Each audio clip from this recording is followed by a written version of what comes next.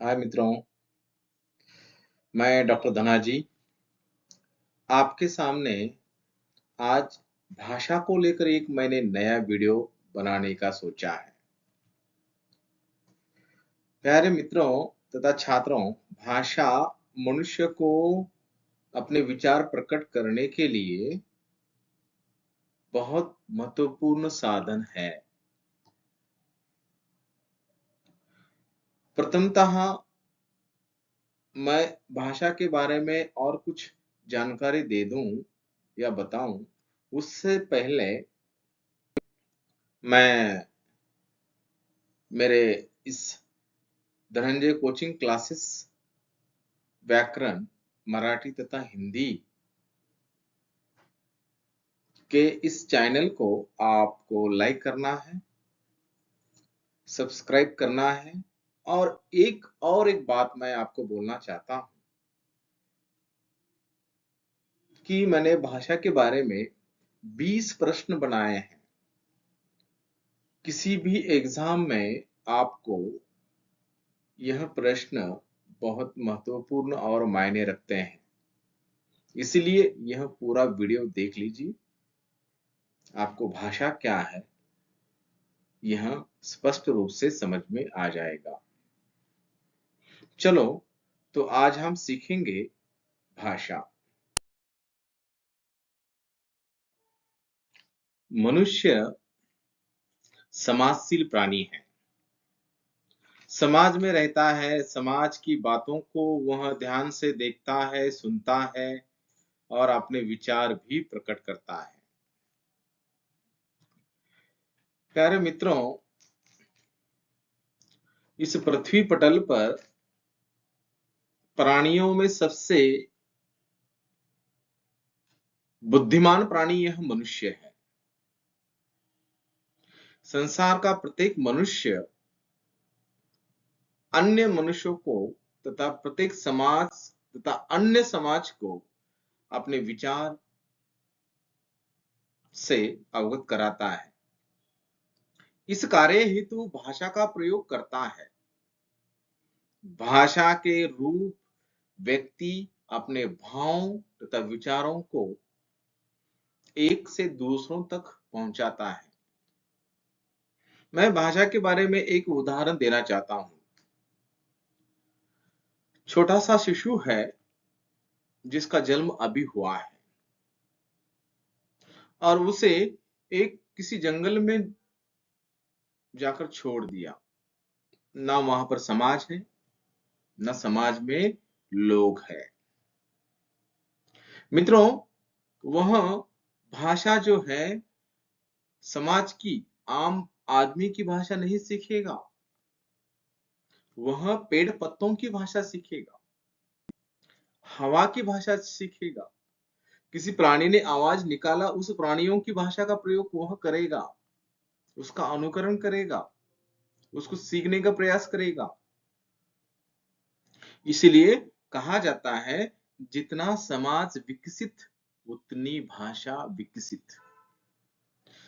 मनुष्य का व्यक्तित्व भाषा से ही उभर कर आता है, निखरता है। इसीलिए कहा जाता है, भाषा शुद्ध हो, भाषा शुद्ध हो। भाषा के कुछ अंग है, जैसे ध्वनि, वर्ण, लिपि, शब्द आदि। प्यारे मित्रों, इन अंगों को लेकर हम भाषा को सीखते हैं और उसे जानने का प्रयास करते हैं।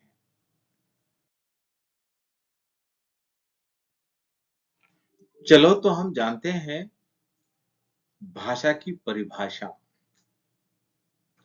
हम अपने मनोभावों और विचारों को एक दूसरे पर प्रकट करने के लिए जिस साधन का प्रयोग करते हैं वह भाषा कहलाती है।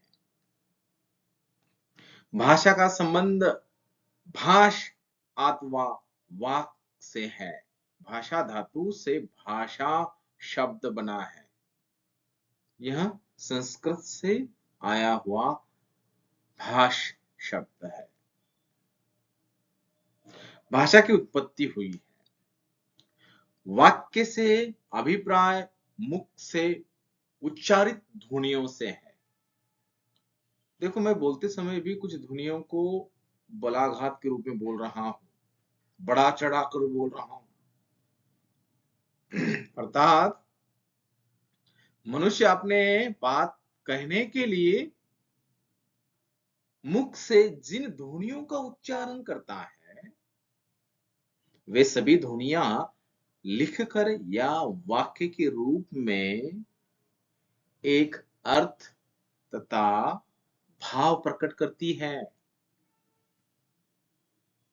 वह भाव, जिस भाव को हम न छूते हैं न देखते हैं, सिर्फ महसूस किया जा सकता है,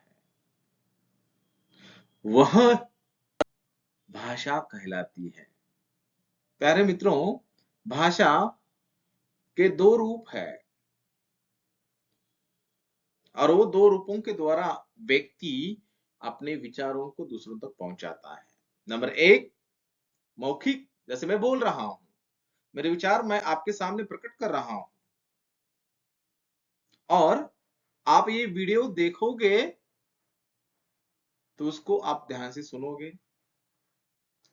सुनते समय आपको इस वीडियो में जो अच्छी बातें लगी उसे आप क्या करोगे?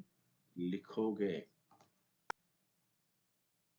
इसीलिए अपने विचारों को आपस में बोलकर या सुनकर या पढ़कर या लिखकर प्रकट किया जाता है, वह भाषा कहलाती है।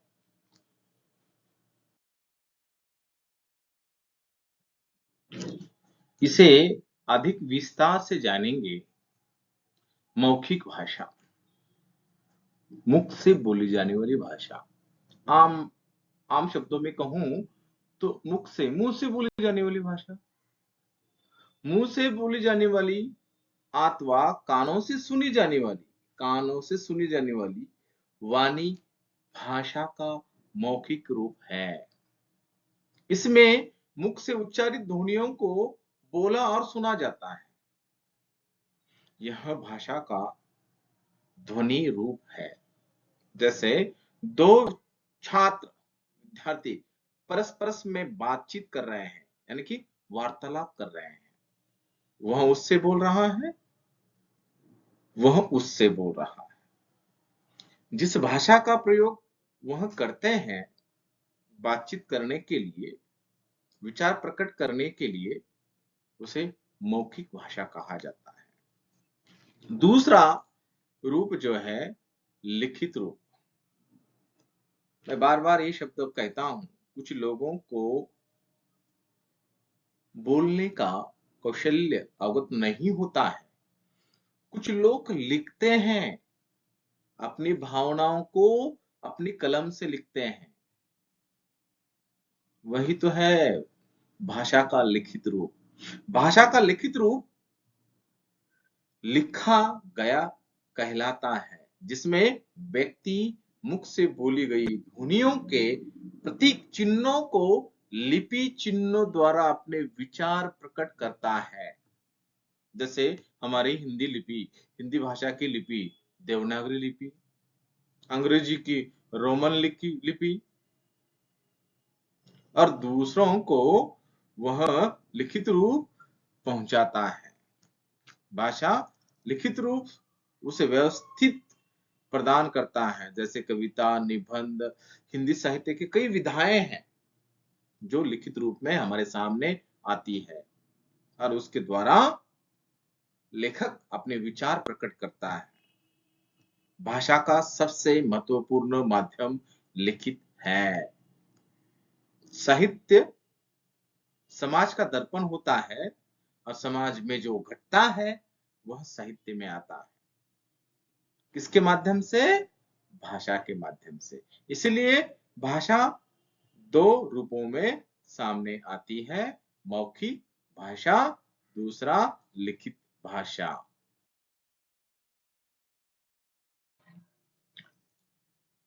हिंदी भाषा भारत देश की शान है। हिंदी भाषा राष्ट्रभाषा है, राजभाषा है। यह भारत के कोने कोने में बोली और समझी जाती है। मैं ये बात जरूर कहूंगा कि लेह, लद्दाख, कश्मीर से लेकर अंडमान निकोबार, मणिपुर, अरुणाचल प्रदेश, गुजरात, राजस्थान आदि राज्यों में भी वहां के रहने वाले निवासी लोग हिंदी का प्रयोग करते हैं। यह भारत की संपर्क भाषा है। प्रत्येक राष्ट्र की पहचान उस भाषा से होती है। भाषा स्वतंत्र आंदोलन का रूप संघर्ष हिंदी के माध्यम से ही हुआ है। प्यारे मित्रों, जिन्होंने अपना योगदान दिया, इनमें महात्मा गांधी जी थे, सुभाष चंद्र बोस थे, लोकमान्य तिलक थे, लाला लजपत राय थे, वीर सावरकर थे, सरोजनी नायडू, भाई बाल मुकुंद चुब्बर जैसे अनेक स्वतंत्र सेनानी ने हिंदी भाषा को राजभाषा के रूप में घोषित करने के लिए बहुत बड़ा संघर्ष किया है। यह भाषा जनता के द्वारा, जन के द्वारा बोली और समझी जाती है और इस भाषा से भारत देश का अस्तित्व उभर कर सामने आता है। इसीलिए संविधान में 14 सितंबर सन 1949 को भारत सरकार ने इसे राजभाषा के रूप में हिंदी भाषा को घोषित किया और सम्मान दिया। और कार्यालयीन कामकाज की भाषा हिंदी है। यह स्पष्ट रूप से संवैधानिक स्थान के रूप में सामने। आज विश्व के सबसे अधिक बोली जाने वाली भाषाओं में हिंदी का दूसरा स्थान है। विश्व के अनेक विश्वविद्यालयों में हिंदी पढ़ाई जा रही है। भारत के टेलीविजन पर हिंदी के कार्यक्रम ही सबसे अधिक प्रसारित होते हैं। समाचार पत्रों में चैनल हिंदी में ही सर्वाधिक है। भारत में हिंदी में समाचार पत्र पत्रिकाएं सबसे अधिक प्रकाशित होती है। व्यापार के क्षेत्र में बड़ी बड़ी कंपनियों में हिंदी के नामों का प्रयोग होता है। हिंदी भारत की पहचान है। हिंदी हिमाचल प्रदेश, जहां जिन राज्यों में 10 राज्यों की मातृभाषा है, उनका इस प्रकार से नाम रहा।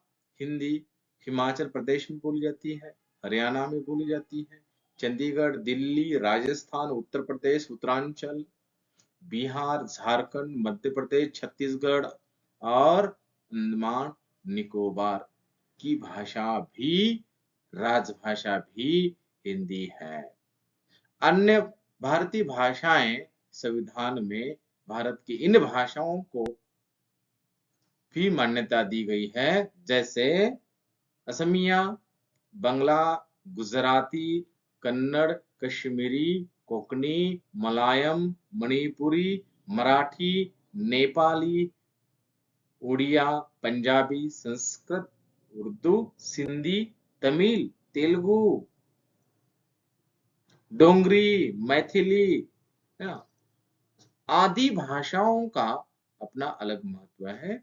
स्वतंत्रता के पश्चात हिंदी सहित सभी भारतीय भाषाओं का तेजी से विकास हो रहा है।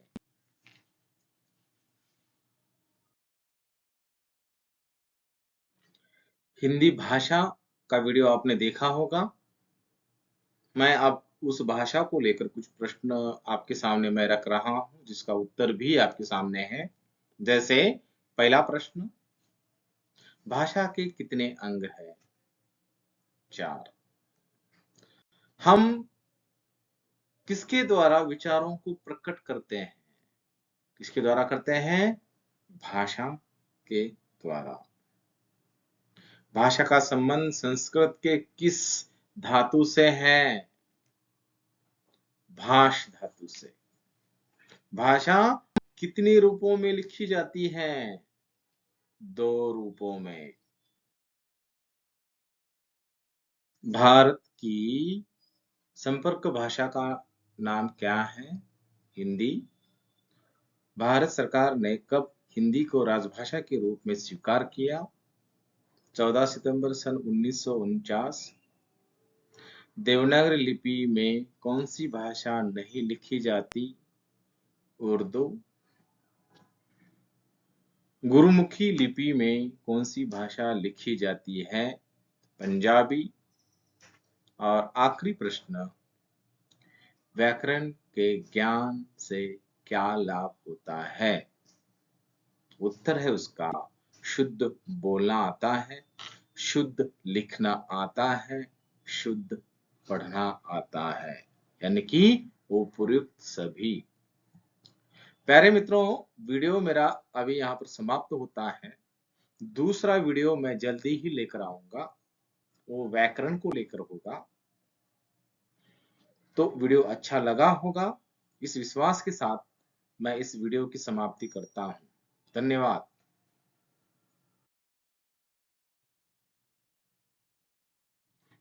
धन्यवाद मित्रों।